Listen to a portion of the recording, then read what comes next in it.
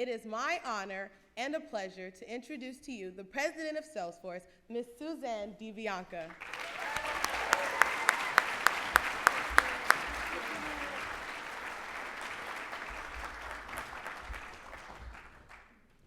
Hello, everyone. Good evening. Thank you to Courtney. I wish I was the president of Salesforce.com, actually. I've had the distinct honor of running the Salesforce Foundation for over 15 years. And really, tonight is about you. It's not about me. I'm going to tell you a little bit about my story, about Salesforce's story, but really, we want to get back to celebrating you. So the first thing that I want to say is congratulations, and thank you.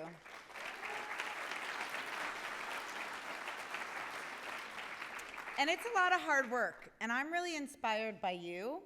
And I also really want to thank all the parents that are here, because I am now the parent of a high school student, and it's not easy. And you have shown a lot of gumption, a lot of commitment. It's not easy also being a high school student. So it's teamwork between your parents, between your own motivation and your teachers, and amazing organizations like Genesys Works. So it's really our honor to be able to work with you. And Courtney has done such a good job at sort of describing a little bit about who we are. Also, where's Katrina? Is that how I pronounce it?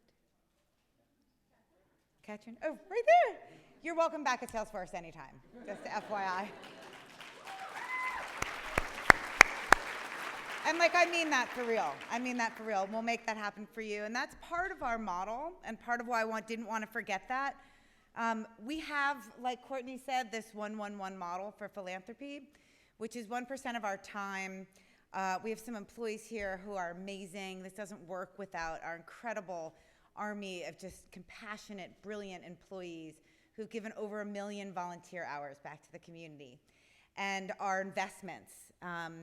We have given out close to $100 million in grants since we started, and this year we're really able to step it up with Genesys Works, and that has been great. The way our volunteerism plays out in this organization, we have a board member now who's at Genesys Works. We've got a lot of mentors who are working one-on-one with your students. And then product. We have 28,000 of our nonprofits that are using Salesforce. So just as it relates to the company, we sort of had a dream, and our dream was really to just build a new kind of a company, which was not just only focused on shareholder value, but that was really focused on all stakeholders. I started when the company was 50 people big. Our CEO said, I want to build a 3-legged stool, a new technology model, which was, software delivered over the internet. It's hard. It's sometimes it's crazy to think about. The internet's only been around for 20 years, unheard of in 2000. And he's like, I'm going to build a new business model, subscription, pay as you go. You don't like us, you leave. Very different in the software industry. And then the third leg of our stool was a new philanthropy model. Let's go now. When we're starting our company, let's not do this as an afterthought. Let's make it a core part of our DNA. And so I joined when the company was just nascent. The really cool news about that is that the tech industry is exploding in San Francisco. You guys are getting to work at these companies. And it's becoming more and more a way that next generation companies are doing business, and I'm just incredibly excited about that. Our phone has been ringing off the hook. We've had 500 companies take the pledge this year. And so, our dream was really to kind of throw a stone, and then the ripples is really what we're seeing a lot of this year. So that's very exciting. And I think the last thing I'll say is just a little bit about myself, particularly for the students here. Your stories are very inspiring. I think that, I was thinking about it as I was coming over here. I've been working since I was 14. My first job was bagging groceries at a place called Party Pack. I'm an excellent bagger, if anybody ever needs their groceries. In fact, I never let other people bag my own groceries. And I did every kind of job you could imagine. I babysat, I did a lot of filing, lots and lots of filing. I did telemarketing in college. I tried all kinds of different jobs, but like you, I had to work at a young age. I did not come from a wealthy background. I came from a big Italian family. I have 25 cousins. Most of them are named Joe or Tony, different genders of the same name also. And you know, my brother's one of, my dad is one of 4 siblings, and my grandfather was a barber. And my dad was the first in his family to go to college. And as a result, my brother and I went to college.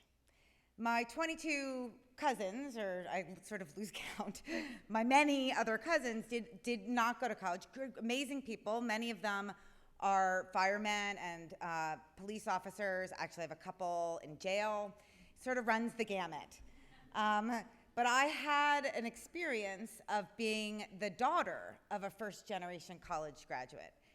And I'll just say, it has made all the difference to me.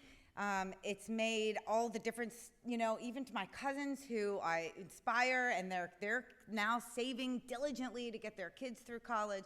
It is like a breakthrough moment. There is nothing more important. I had to pay myself to get through college.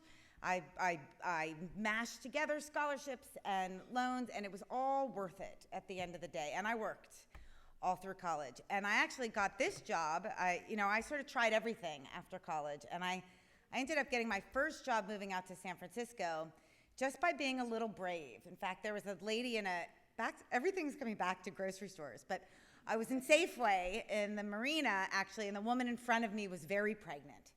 And she was talking to her friend, and she said, I haven't found anybody to cover me for maternity leave, and I don't know what to do. And I was looking for a job, so I sort of tapped her on the shoulder and said, hi, I'm looking for a job, what do you do? And she worked for this nonprofit. That was really interesting. And I went in as kind of administration, I did everything, and I just learned a lot about business. So I think the moral of my story is that it takes courage. Keep an eye out for pregnant women. But really keep your eye on the ball for college. It is just the most important thing. And I know all of you are willing to work hard, willing to do whatever it takes. Just, keep doing more and more of that, and you're going to just get to your dreams and always be good to your parents. So, thank you.